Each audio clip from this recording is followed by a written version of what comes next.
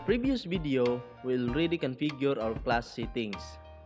Now in this video, let's take a look on how to create another class if you have multiple classes to handle. In the upper left corner, click the three horizontal line, then click Home icon.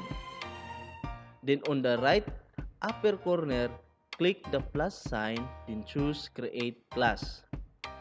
Check the box to continue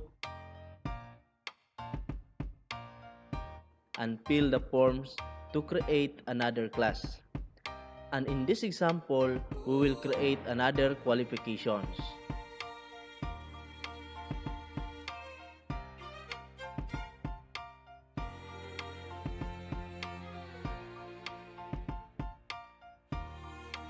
We put sections,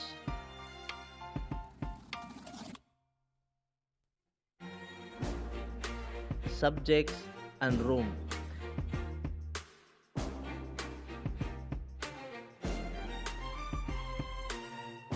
And then click Create.